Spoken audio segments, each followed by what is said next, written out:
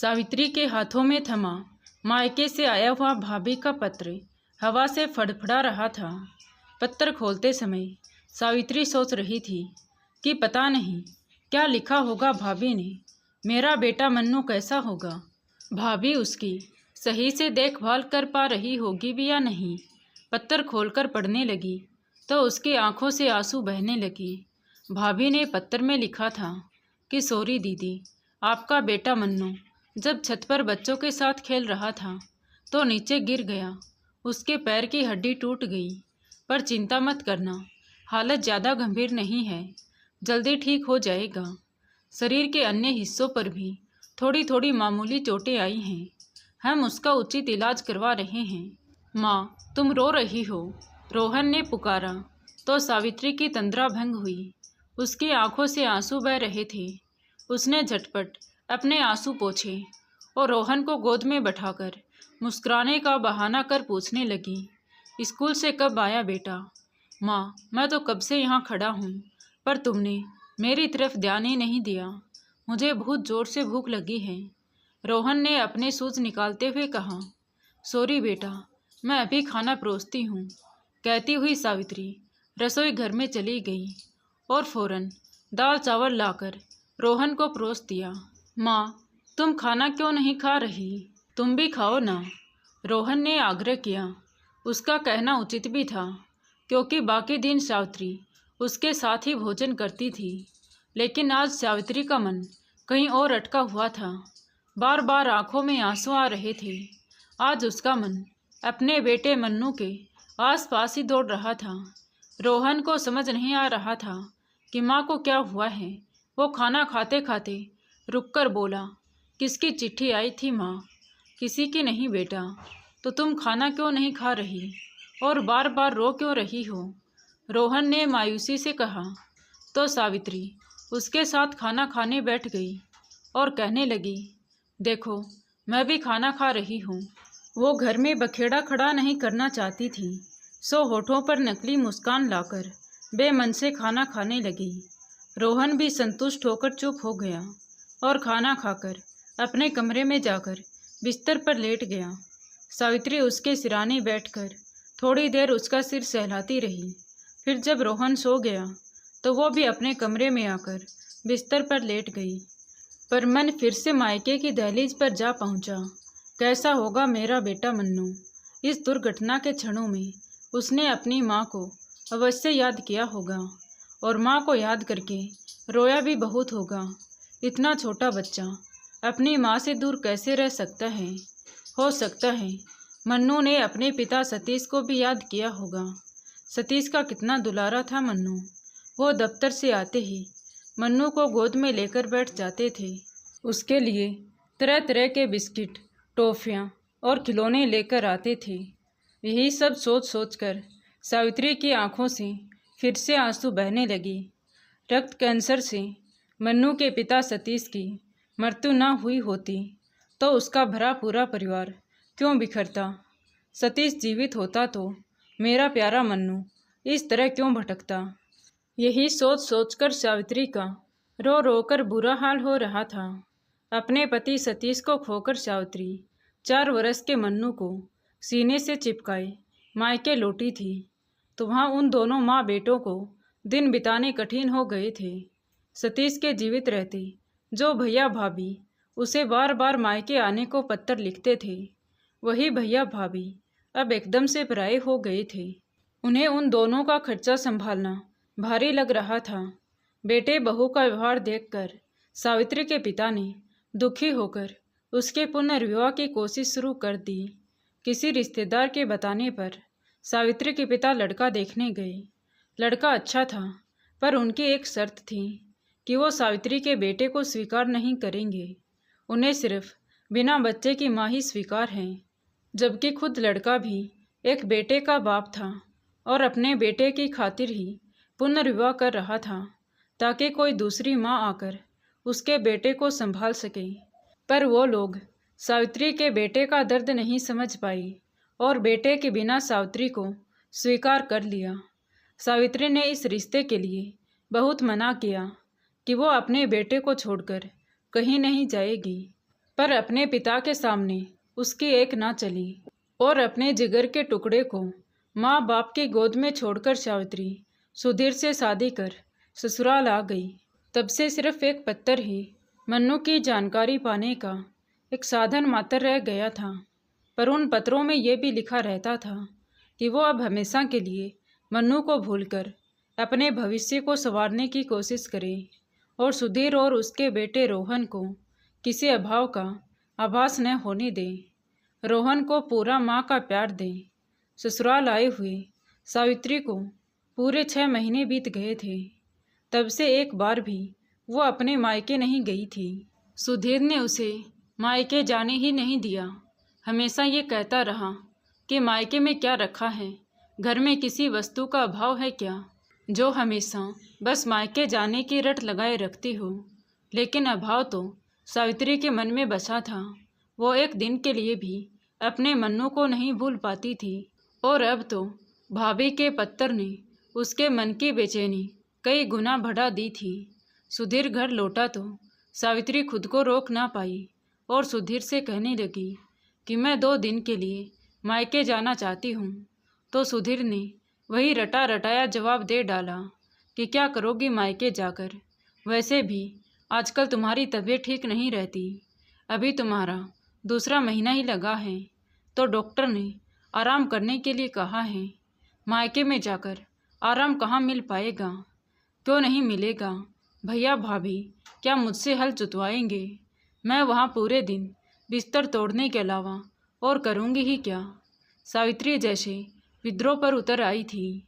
उसने सास से भी जिद की कि माँ जी, मुझे बहुत दिन हो गए अपने मायके वालों को देखे हुए। यहाँ से मेरा मायका दूर ही कितना है, सिर्फ 2 घंटे का ही तो रास्ता है, फिर भी मैं 6 महीने से मायके नहीं गई हूँ। सावित्री का रौद्र रूप देखकर सास ने उसे मायके जाने की इजाज़त दे दी।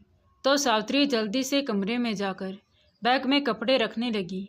तभी रोहन भी सावित्री के पास आकर जिद करने लगा कि मैं भी तुम्हारे साथ जाऊंगा, तुम्हारे बिना मेरा मन कैसे लगेगा। 6 महीने में ही रोहन सावित्री से काफ़ी घुल मिल गया था और उसे ही अपनी सगी माँ समझने लगा था। रोहन को रोते देख सास ने उसे भी साथ ले जाने का कह दिया। क्या हुआ, ये भी कुछ दिन के लिए घूम आएगा। बेचारे को असली ननिहाल तो कभी मिला ही नहीं, सौतेला ही सही, इसे भी अपने साथ ले जाओ। तो सावित्री ने रोहन के कपड़े भी रख लिए और सास के पांव छूकर रोहन को अपने साथ लेकर मायके की ओर चल पड़ी। मायके पहुंचते ही सावित्री अपने बेटे को देखने लगी तो उसकी भाभी खुद ही उसे मन्नू के कमरे में ले गई। मन्नू छत पर बने कमरे में सो रहा था। ढीली सी चारपाई पर सिकुड़ी हुई मल्ली दरी पर मन्नू अपाहिज बना पड़ा था। मन्नू से लिपटकर सावित्री रोने लगी। ये क्या दशा हो गई है मन्नू की। मन्नू काला सूखा कंकाल जैसा लग रहा था। मन्नू भी आश्चर्य से सावित्री की कीमती साड़ी और आभूषणों को देखता ही रह गया। तू ठीक तो है ना मन्नू, सावित्री ने स्नेह से उसके सिर पर हाथ फेरते हुए कहा। पर मन्नू को उससे बात करने में संकोच हो रहा था। वो नए वस्त्र व जूते मोजे पहने गोल मटोल रोहन को भी घूर रहा था। माँ, ये कौन है? रोहन ने मन्नू को देखकर नाक भौं सिकोड़ते हुए कहा। तो सावित्री कहने ही वाली थी कि मन्नू तुम्हारा भाई है, पर यह सोचकर शब्द उसके होठों तक आते आते रुक गए कि रोहन मन्नू को अपने भाई के रूप में कभी स्वीकार नहीं करेगा। इसलिए मन्नू को भाई बताकर उसके बालमन पर ठेस पहुंचाने से क्या लाभ हुआ। तभी रोहन अगला प्रश्न कर बैठा। माँ, ये कितना गंदा है, जैसे कई दिनों से नहाया भी नहीं हो। चलो यहाँ से नीचे चलते हैं। तभी सावित्री की भाभी रोहन को बहलाते हुए सावित्री से कहने लगी कि दीदी, तुम मन्नू से बातें करो, मैं रोहन को नीचे लेकर जाती हूँ। सावित्री की निगाहें पूरे कमरे का अवलोकन कर रही थी। कमरा काफ़ी गंदा था, काफ़ी जाले लगे थे, धूल की परतें जमी हुई थी। तभी उसे याद आया कि इस कमरे में तो घर का कबाड़ रखा जाता था। उसको इधर उधर देख भाभी जैसे उसके मन की बात समझ गई, जो मजबूरी बताते हुए कहने लगी, दीदी, क्या करें, घर में कोई नौकर तो है नहीं, इसलिए माँ जी ने ही इस कमरे का सामान निकाल कर इसकी साफ सफाई की थी। वही मन्नू की देखभाल करती हैं। मुझे तो रसोई से ही फुर्सत नहीं मिल पाती है, ऊपर से छोटे बच्चे जो ठहरे। ठीक कहती हो भाभी, कहती हुई सावित्री मन्नू के सिराने बैठ गई और मन्नू से बातें करने लगी। मन्नू बेटा, अब कैसे हो तुम? माँ तुम कहाँ चली गई थी? मैं कहते कहते सावित्री का स्वर गले में ही अटक गया। कैसे कहे कि उसने दूसरी शादी कर ली है। उसके पिता सतीश की यादें मिटाने की खातिर वो सुधीर का दामन थाम चुकी है। फिर मन्नू को वो सब बातें बता भी कैसे पाती। जिस वक्त सुधीर से उसकी शादी मंदिर में हुई थी, उस वक्त मन्नू को घर में छिपाकर रखा गया था। तभी मन्नू फिर से बोल पड़ा कि माँ मेरे लिए नए कपड़े नहीं लाई। ये सुनकर एकाएक सावित्री को याद आया कि वो मन्नू से यही कहकर घर से निकली थी कि वो उसके लिए नए कपड़े खरीदने बाजार जा रही है, और फिर 6 महीने के बाद आज ही लौटकर आई थी। यही सोचकर सावित्री की आंखें भर आई कि कितनी पुरानी बात याद रखी है मन्नू ने। वो मन्नू के पुराने घिसे पटे कपड़े देखती रह गई। भाभी कहाँ नए कपड़े दिलवा पाती होगी। माँ मेरे लिए नए कपड़े दे दो ना। मन्नू जिद करने लगा तो सावित्री के मन में आया कि वो रोहन के नए कपड़े लाकर मन्नू को पहना दे। साइज भी ठीक आएगी, क्योंकि दोनों हैं भी एक ही आयु के। पर वो ऐसा नहीं कर सकी। मन में डर की लहर सी उठी कि अगर रोहन ने कपड़ों की बात सुधीर और माँ जी को बता दिया तो घर में बखेड़ा खड़ा हो जाएगा। तभी भाभी ने आवाज़ दी, चलो दीदी, पहले भोजन कर लो, बाद में बैठ जाना। सावित्री सीढ़ियों की तरफ बढ़ गई। बीच में ही भाभी ने पूछना शुरू कर दिया, दीदी आप मन्नू के लिए कपड़े खिलौने वगैरह कुछ भी नहीं लेकर आई? मन्नू है तो तुम्हारी कोख का जाया ही, तो तुम्हें उसका भी ध्यान रखना चाहिए। सुधीर की आमदनी भी तो कम नहीं है, घर में सब कुछ मौजूद है, रुपए तुम्हारे हाथ में भी तो रहते होंगे। सावित्री को लगा कि भाभी ने जानबूझकर उसे इस तरह का पत्र लिखा था ताकि वो मायके आकर उन्हें कुछ दे जाए। भाभी शुरू से ही लालची जो ठहरी, दूसरों पर खर्च करना इन्होंने कहाँ सीखा है। माँ ने खाना परोस दिया, पर सावित्री के मुंह में एक निवाला भी नहीं गया कि बेचारा मन्नू पेट भर कहाँ खाता होगा। उसकी तो यहाँ किसी को चिंता नहीं है।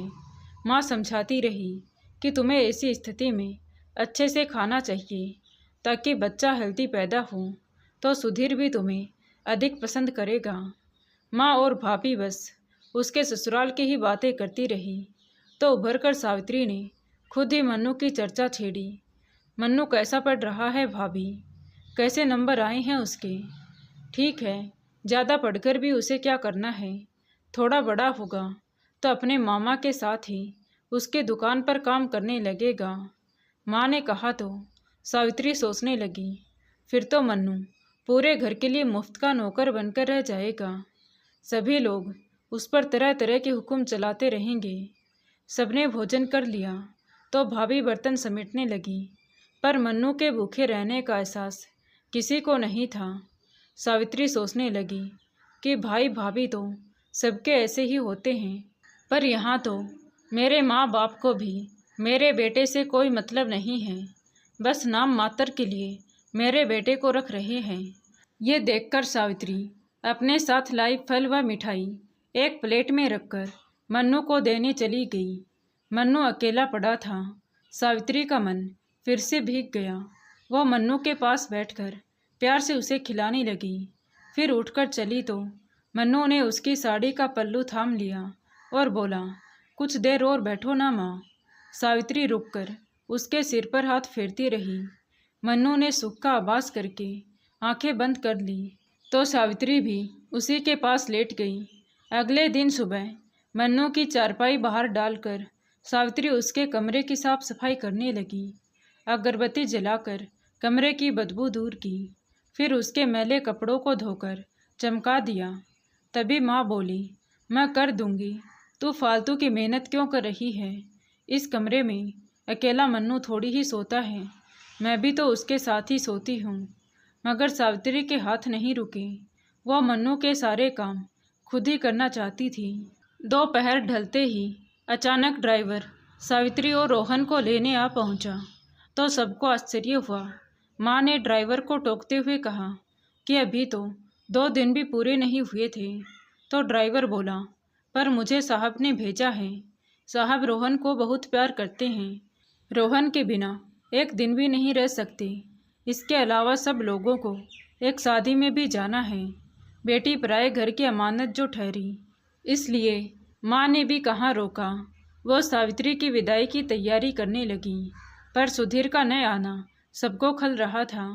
पिताजी कहने लगे कि हम चाहे कितने भी गरीब क्यों न हों, पर दामाद का स्वागत तो अच्छे से ही करते।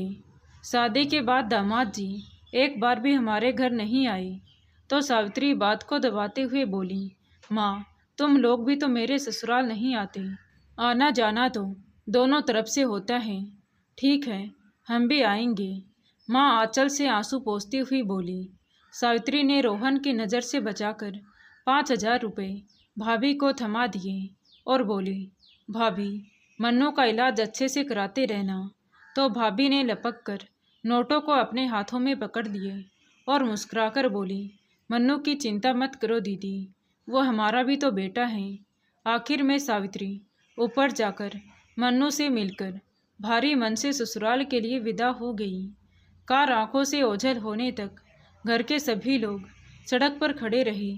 सावित्री रास्ते भर सोचती रही कि उसने 6 महीने तक मायके न आकर मन्नू के साथ सचमुच बहुत अन्याय किया है। जब उसकी कोई देखभाल ही नहीं करता तो अपनी जिम्मेदारियां दूसरों के गले मढ़ने से क्या लाभ हुआ। मन्नू की देखभाल उसे खुद ही करनी चाहिए। वो इस बारे में सुधीर से बात करने के लिए अपना मन तैयार करने लगी। सुधीर को न तो दौलत का अभाव है और न वो कंजूस है। वो थोड़ी ना नुकुर के बाद उसकी बात अवश्य मान जाएगा और मन्नू को अपना लेगा। फिर तो कोई समस्या ही नहीं रहेगी। सुधीर घर में बैठा उन दोनों की प्रतीक्षा कर रहा था। रोहन कार से उतरकर पिता की तरफ दौड़ पड़ा तो सुधीर ने उसे गोद में उठाते हुए कहा कि मेरा राजा बेटा आ गया है। हाँ देखो पिताजी, मैं क्या क्या लाया हूँ। रोहन ननिहाल में मिले खिलौने दिखाने लगा। माँ जी ने चाय बनाकर सबको दे दी। सब पीने बैठ गए। माँ जी रोहन से सावित्री के मायके की बातें पूछने लगी। तुम्हारे नाना नानी, मामा मामी सब कुशल मंगल तो है ना। तो रोहन उत्साहित होकर छोटी छोटी बातें भी बताने लगा। फिर एकाएक बोल उठा कि दादी माँ, मैंने वहाँ पर एक बहुत गंदा लड़का भी देखा था। उसके दांत भी बहुत गंदे थे। उसने ब्रश भी नहीं किया था। बहू, ये किसके बारे में बता रहा है? माँ जी पूछ बैठी। तो सावित्री को मन्नू के बारे में सब कुछ बताना पड़ा। सुधीर सब कुछ सुनता रहा, पर उसने एक शब्द भी मन्नू के बारे में नहीं कहा। तो सावित्री को उसकी ये चुप्पी नागवार लगी। वो उसको कुछ कहने ही वाली थी कि माँ जी ने टोक दिया, बहू, बातें फिर कभी हो जाएंगी। इस समय शादी में चलने की तैयारी करो, नहीं तो देरी हो जाएगी। सावित्री ने रोहन को तैयार किया, फिर खुद भी तैयार हो गई। रास्ते भर सावित्री खामोश रही, किसी से कुछ बातें नहीं की। पर सावित्री भी इतनी जल्दी हार मानने वाली नहीं थी। वो सुधीर से बात करने का पक्का इरादा बना चुकी थी। आखिर एक दिन सावित्री को मौका मिल ही गया। माँ जी रोहन को लेकर पड़ोस में गई हुई थी। तो सावित्री ने मौका देखकर सुधीर से कहा कि सुधीर, मन्नू को भैया भाभी के पास ज़्यादा दिनों तक नहीं रखा जा सकता। तो सुधीर बोला, फिर वो कहाँ जाएगा? तो सावित्री कहने लगी कि उसे हम अपने साथ ही रख लें तो उचित रहेगा। ये कैसे हो सकता है? कहते हुए सुधीर के चेहरे पर कठोरता छा गई। मैंने तुमसे शादी ही इसी शर्त पर की थी कि मैं तुम्हारे बच्चे को कभी स्वीकार नहीं करूँगा। मेरी बात समझने की कोशिश करो सुधीर। जिस प्रकार रोहन मेरा बेटा है, उसी प्रकार मन्नू भी आपका बेटा है। फिर उसे साथ रखने में कैसी आपत्ति? सावित्री ने उसकी बात काटते हुए कहा। तो सुधीर बोला, मैं तुम्हारे मन्नू को अपना बेटा कैसे मान सकता हूँ? और अगर मैंने बेटा मान भी लिया तो क्या मैं उसे घर में रखने की इजाज़त दे दूँगा? क्या मेरा रोहन मन्नू को अपना सकेगा? ये सुनकर सावित्री चुप हो गई। तो सुधीर उसे समझाने के अंदाज में फिर से कहने लगा कि अपनी भावुकता पर नियंत्रण रखो सावित्री। मन्नू को भूल जाने में ही तुम्हारी भलाई है। उसे उसी के हाल पर छोड़ दो। मैं माँ हूँ सुधीर उसकी। कहकर सावित्री रो पड़ी। अपनी संतान को तिल तिल कर मरते हुए कैसे देख सकती हूँ? मन्नू अब पहले से आधा भी नहीं रहा है। वो न तो ढंग से खा पाता है और न ही ढंग से पढ़ाई करता है। भैया भाभी के साथ और ज़्यादा रह लिया तो उसका भविष्य खराब हो जाएगा। मैं इस मामले में कुछ नहीं कर सकता सावित्री। किसी अन्य को घर में आश्रय देकर मैं अपने रोहन के रास्ते में कांटे नहीं बिछा सकता। सुधीर ने दो टूक जवाब देकर बात को ख़त्म किया तो सावित्री कुछ नहीं बोली। अब उन दोनों के बीच में अदृश्य दीवार खड़ी हो गई। सावित्री मन ही मन कुढ़ती रहती। अब उसका मन सुधीर से बोलने को बिल्कुल नहीं होता था। जब भी वो कुछ पूछता तो सावित्री उसके प्रश्नों का उत्तर हाँ या ना में देकर सामने से हट जाती। वो अपनी तरफ से कोई बात नहीं करती थी। अब वो रोहन से भी कोई बातें नहीं करती थी। उसका मन विद्रोह कर बैठा कि जब सुधीर ही उसके मन्नू को नहीं स्वीकारता तो वही क्यों रोहन को छाती से लगाती रहे। पराए जाए अपने तो नहीं बन सकते। रोहन से कौन सा उसका लहू का रिश्ता है। बड़ा होकर रोहन भी उसे आंखें दिखाने लगेगा। फिर वो उसे अपना क्यों समझे। दोनों के मध्य पनपता विरोध माजी की पन्नी निगाहों से छुप ना सका। वो बार बार पूछने लगी, बहू जब से तुम मायके से आई हो तब से तुमने हंसना बोलना बंद कर दिया है। ये उदासी तुम्हारे होने वाले बच्चे के लिए अच्छी नहीं है। सावित्री खुद को सामान्य दिखाने का बहुत प्रयास करती पर माजी उसकी बात को पकड़ जाती थी। इसलिए कई बार पूछ बैठती कि सुधीर ने कुछ कहा है क्या। वो भी आजकल खामोश रहता है। तुम दोनों में कोई अनबन तो नहीं हो गई। तो सावित्री ने उन्हें इस डर से भी कुछ नहीं बताया कि सास भी कौन सी उसका दुख समझेगी। जब सुधीर ही उसका दर्द नहीं समझ पाया तो सास तो उसका दर्द समझेगी ही क्यों। वो माजी से भी दूर रहकर अंतर्मुखी बनने लगी। एक सुबह उठकर माजी ने घर में ऐलान किया कि वो हरिद्वार गंगा स्नान करने जाएगी। माजी का ये कथन सभी को अटपटा लगा क्योंकि वे अब तक धर्म कर्म तथा पंडित पुजारियों को पाखंड की संज्ञा देती आई थी। पर आज हरिद्वार जाने पर भी आपत्ति किसी ने नहीं दिखाई। सुधीर ने भी कह दिया किसी बहाने प्राकृतिक दृश्य को देखकर तुम्हारा स्वास्थ्य उत्तम हो जाएगा। माजी कार में बैठकर अकेली ही हरिद्वार रवाना हो गई। इसके बाद तो वो हर तीसरे दिन कहीं ना कहीं घूमने चली जाती। तो सावित्री को अब ये देखकर और ज़्यादा गुस्सा आने लगा कि कैसे माँ बेटे हैं जिन्हें सिर्फ अपने शौक श्रृंगार व स्वास्थ्य का ही ख्याल है, किसी और की जरा भी चिंता नहीं है। कम से कम माँ जी को तो मेरे बेटे मन्नू के बारे में कुछ पूछना ही चाहिए था क्योंकि वो भी एक माँ है। पर माँ जी भी स्वार्थी ठहरी। एक दिन उसने फिर से अपने मायके जाने की जिद कर ली और सुधीर से छुपाकर कुछ रुपए भी पर्स में रख लिए। सोचा कि मन्नू की दवाइयाँ खरीदने में काम आ जाएंगे।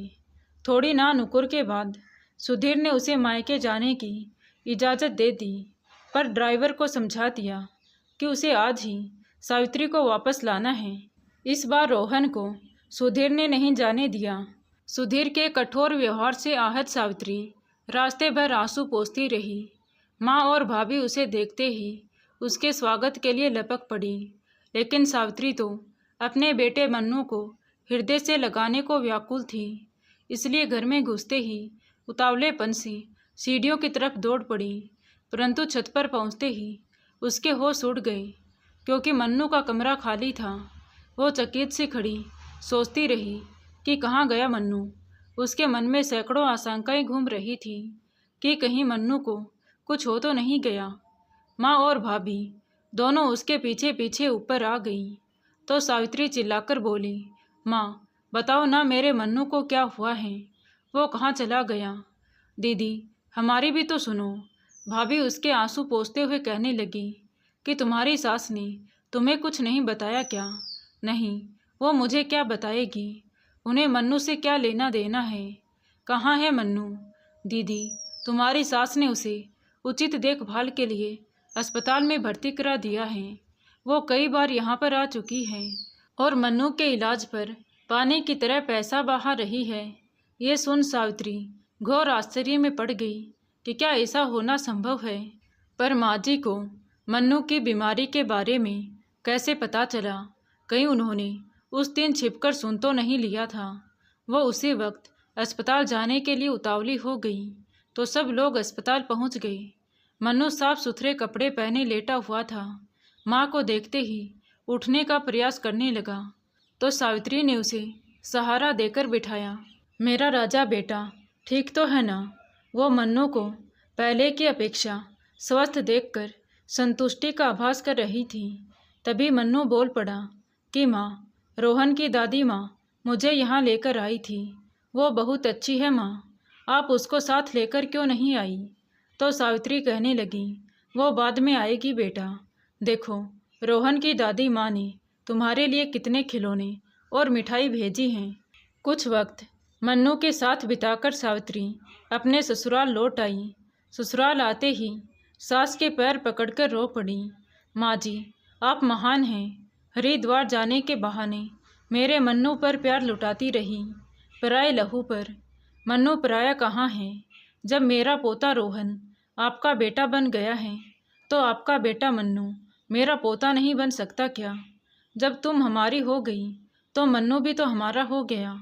माँ जी ने सावित्री को उठाकर सीने से लगा लिया और कहने लगी कि मुझे माफ़ कर दे बेटी, मैं एक माँ होकर भी तुम्हारे दर्द को नहीं समझ पाई। पर अब तू चिंता मत कर बेटी, अब मन्नू ठीक होते ही सीधा अपने पास ही आएगा। लेकिन सुधीर उससे नफरत करते हैं माँ, कहकर सावित्री चिंतित हो उठी। तो माँ जी कहने लगी कि सुधीर को मैं समझाऊंगी बेटी। जब तुम रोहन को अपना बेटा मान सकती हो तो सुधीर को भी मन्नू को अपना बेटा मानना ही होगा। सावित्री जानती थी कि सुधीर में माँ जी का कोई भी आदेश टालने की हिम्मत नहीं है। उसका मन खुशी से झूम उठा कि अब उसका मन्नू अनाथ नहीं रहेगा। उसके सिर पर माँ की सबल छत्र छाया मौजूद रहेगी। तो दोस्तों आपको ये कहानी कैसी लगी कमेंट करके ज़रूर बताएं। कहानी अच्छी लगी हो तो प्लीज़ वीडियो को लाइक करें, शेयर करें और हमारे चैनल कहानी विद देवांशी को सब्सक्राइब ज़रूर करें। Thank you.